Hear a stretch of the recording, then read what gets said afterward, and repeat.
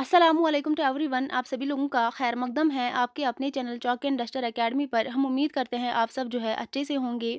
तो आज जो है फाइनली जिस चीज़ को आपको इंतज़ार था वो घड़ी जो है समाप्त हो चुकी है। आज जो है ऑफिशियली तौर पर एनटीए ने जो है आंसर की को रिलीज़ कर दिया है। आंसर की जो है रिलीज़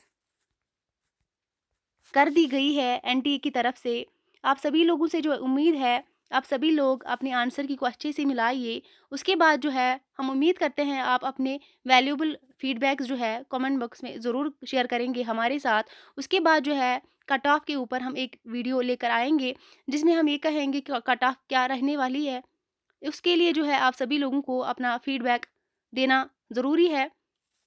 तो इसके लिए अगर हम बात करेंगे, जो चैलेंज का डेट दिया गया है बहुत ही मुख्तसर है। चैलेंज का डेट जो दिया गया है 3 तारीख से, यानी जो है आज से ही 5 तारीख तक जो है हम चैलेंज क्वेश्चंस को कर सकते हैं। तो बहुत ही अच्छे से आप अपने आंसर की को मिला लीजिए। उसके बाद जो है हम उम्मीद करते हैं आप अपने वैल्यूएबल फीडबैक हमसे ज़रूर जो है शेयर करेंगे। तो मिलते हैं अगले वीडियो में, तब तक के लिए अल्लाह हाफ़िज़।